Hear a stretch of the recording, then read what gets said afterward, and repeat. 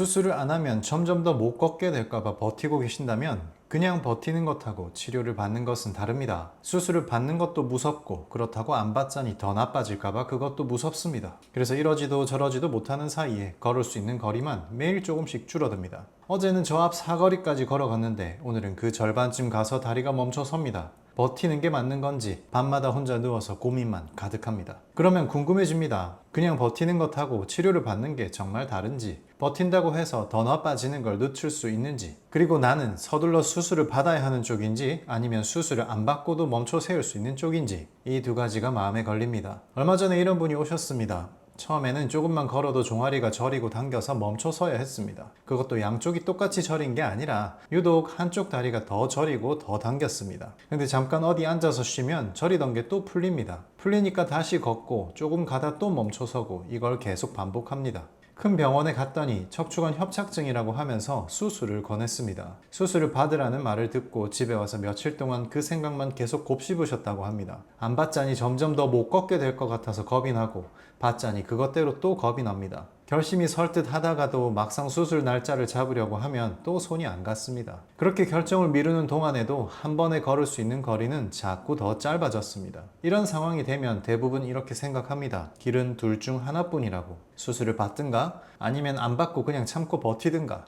그러다 수술이 무서워서 안 받기로 하면 그때부터는 버틴다는 것 말고는 달리 길이 없다고 여깁니다. 그런데 여기서 아까 말한 것 가운데 다시 봐야 할 게 하나 있습니다. 걸으면 다리가 저린데 앉으면 또 풀린다는 것입니다. 왜 앉으면 풀리는 걸까요? 이 이유를 알면 버티는 것하고 치료하는 것이 왜 다른지도 같이 풀립니다. 그걸 알려면 먼저 이 병이 어떤 상태인지부터 봐야 합니다. 척추관 협착증이라는 건 신경이 지나가는 통로가 좁아진 상태를 말합니다. 그런데 이 통로는 한번 좁아졌다고 해서 늘 똑같이 좁아져 있는 게 아닙니다. 우리가 서 있거나 걸을 때는 위쪽 상체의 무게가 허리를 타고 그대로 아래로 내려옵니다. 그리고 그 무게가 좁아진 통로에 실립니다. 무게가 실리면 좁아진 통로가 눌려서 더 좁아집니다. 통로가 더 좁아지면 그 안으로 지나가던 신경이 눌립니다. 신경이 눌리니까 다리가 저리고 당기는 겁니다. 그분이 조금만 걸어도 자꾸 멈춰서야 했던 것도 바로 이렇게 신경이 눌렸기 때문입니다. 그러다가 어디든 앉으면 위에서 내려오던 상체의 무게를 엉덩이하고 의자가 대신 받아줍니다. 그러면 허리에 실리던 무게가 줄어듭니다.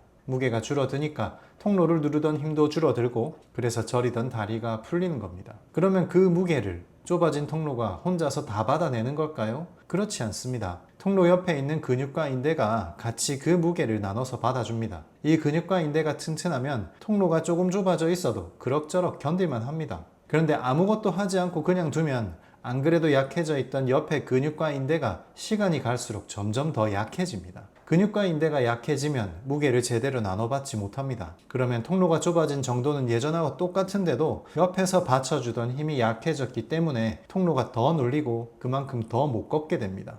이게 바로 아무것도 안 하고 그냥 버틸 때 몸 안에서 벌어지는 일입니다. 그래서 버티는 게 무서운 건 단순히 통증을 참는 게 힘들어서가 아닙니다. 참고 버티는 동안 옆에서 받쳐주던 근육과 인대가 점점 무너지는 걸 그냥 두게 되기 때문입니다. 그러면 치료라는 건 무엇을 한다는 걸까요? 좁아진 통로를 넓히는 게 아니라면 도대체 무엇을 어떻게 한다는 걸까요? 치료는 좁아진 통로를 넓히는 게 아닙니다. 옆에서 받쳐주던 근육과 인대가 무너지는 것을 더 무너지지 않게 멈춰 세우는 일입니다. 좁아진 통로만 들여다보고 있으면 답이 안 나옵니다. 통로는 이미 좁아진 채로 그대로 있기 때문입니다. 그런데 그 통로를 옆에서 받쳐주던 근육과 인대가 무너지고 있다는 건 통로만 들여다봐서는 보이지 않습니다. 이걸 손으로 직접 만져봐야 알 수 있습니다. 손으로 만져보면 어디가 굳어서 한쪽으로 몸을 당기고 있는지 또 어디가 약해져서 위태로운지를 알 수 있습니다. 그래서 치료는 두 가지를 같이 합니다. 첫 번째는 굳어있는 근육을 푸는 것입니다. 한쪽 근육이 굳으면 몸이 그 굳은 쪽으로 조금씩 기울게 됩니다. 몸이 한쪽으로 기울면 무게가 가운데로 고르게 실리지 못하고 기운 쪽으로 쏠립니다.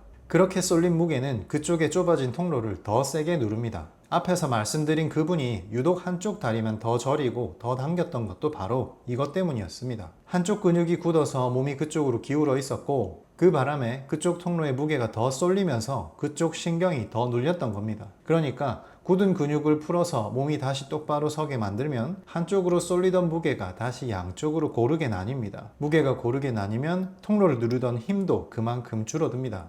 두 번째는 약해진 근육과 인대를 다시 되살리는 것입니다. 약해진 근육과 인대는 그 안에 있는 혈관이 망가져서 피가 잘 안 도는 경우가 많습니다. 피가 안 돌면 회복에 필요한 것들이 그 부분에 제대로 공급되지 못합니다. 그래서 망가진 혈관이 다시 살아나서 피가 돌게 되면 약해졌던 근육과 인대가 다시 회복됩니다. 회복이 되면 무게를 다시 나눠 받을 수 있게 되고, 그래서 더 무너지지 않게 됩니다. 이것이 바로 병이 더 나빠지는 걸 늦춘다는 말의 진짜 뜻입니다. 이 두 가지는 따로따로 하는 게 아니라 한 번에 같이 들어갑니다. 굳은 걸 풀어서 균형만 되찾아 놓고 약해진 부분을 그냥 두면 몸이 금방 다시 한쪽으로 기웁니다. 반대로 약해진 부분만 되살려 놓고 균형을 안 맞추면 또 한쪽이 약해지겠죠. 그래서 이 두 가지는 떼어 놓을 수가 없습니다. 굳은 근육에는 호두 성분이 들어가고 약해진 부분에는 태반 성분이 들어가는데, 이 두 가지를 한 번에 같이 놓습니다. 이 두 가지가 결국은 한 가지에서 나옵니다. 굳은 걸 푸는 것도 약해진 걸 되살리는 것도 그 부분에 피가 다시 돌게 하는 데서 시작합니다. 그러면 흔히 맞는 신경주사하고는 뭐가 다를까요? 신경주사는 염증을 가라앉혀서 통증을 줄여주는 데까지입니다. 그런데 염증이 가라앉아도 굳어있는 근육과 약해진 근육과 인대는 그대로 남아 있습니다. 그래서 주사를 맞으면 그때는 좀 나은 것 같다가도 며칠 지나면 다시 저려오는 겁니다. 다만 솔직하게 말씀드릴 게 하나 있습니다. 모두가 다 수술을 안 받고 되는 건 아닙니다. 아래 세 가지 가운데 하나라도 있으면 이건 버틸 게 아니라 서둘러서 수술을 알아봐야 합니다. 첫 번째는 소변이나 대변을 보는 게 갑자기 힘들어지는 경우입니다. 두 번째는 다리에 힘이 빠져서 발끝이나 뒤꿈치를 들어 올리기가 안 되는 경우입니다. 세 번째는 엉덩이 안쪽하고 사타구니 쪽의 감각이 둔해지는 경우입니다. 이 세 가지는 신경이 실제로 상하고 있다는 신호이기 때문에 시간을 끌면 안 됩니다. 반대로 이런 신호가 없다면 지금 당장 수술을 받아야 하는 건 아닙니다. 그냥 참고 버티면서 점점 무너지는 걸 두고 보는 대신에 무너지는 걸 멈춰 세우면서 상태를 지켜볼 수 있습니다. 앞에서 말씀드린 그분도 처음에는 좁아진 통로 하나만 생각하면서 버티고 계셨습니다. 그런데 무너지고 있던 옆에 근육과 인대를 같이 잡기 시작하면서 걷다가 멈춰서는 횟수가 줄어들었습니다. 한 번에 걸을 수 있는 거리도 조금씩 늘어났습니다. 그러면서 수술을 할지 말지로만 꽉 차있던 머릿속에 다른 생각도 조금씩 들어오기 시작했습니다. 버틸지 치료를 받을지 매일 흔들리던 마음은 멈춰 세울 방법이 있다는 걸 알고 나면 그제야 좀 가라앉습니다. 수술을 받으라는 말은 들었는데 그 결정을 대신 내려줄 사람은 아무도 없습니다. 걷다가 멈춰 서서 다리를 주무르는 동안 머릿속으로는 수술을 받는 상상하고 받지 않는 상상을 몇 번이나 되풀이합니다. 지금 내 상태가 나아지고 있는 건지 나빠지고 있는 건지 그것조차 혼자서는 가늠하기 어렵습니다. 지금 내 상태가 어느 쪽인지 그걸 혼자서 가늠하지 않아도 됩니다. 그 갈림길에서 흔들리는 분들을 진료실에서 매일 마주합니다. 겁을 주려는 게 아닙니다. 그렇다고 무작정 버티라는 것도 아닙니다. 서둘러서 손을 써야 하는 경우라면 그렇다고 정직하게 말씀드리고요. 그런 경우가 아니라면 무너지는 걸 같이 멈춰 세우면서 걸을 수 있는 거리를 지켜나가면 됩니다. 그러니까 그냥 참고 버티라는 게 아니라 무너지는 걸 멈춰 세워야 합니다.